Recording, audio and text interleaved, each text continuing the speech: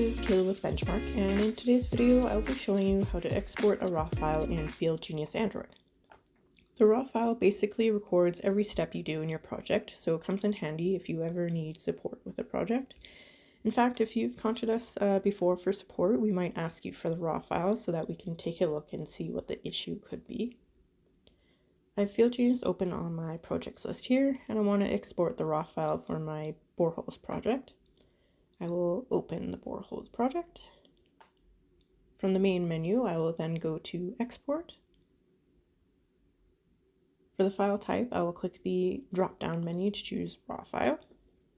It gives it a default name here with the project name and then the current date. I could rename this, but I'll leave it as is. Then I will click Export in the bottom left.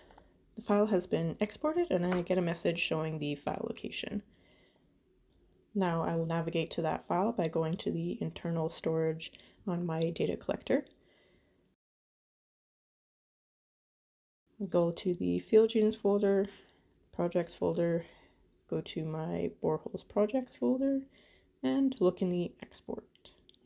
And there you can see the raw file, and now I can send this off to, I guess it would be myself, David or Nolan, to get some support.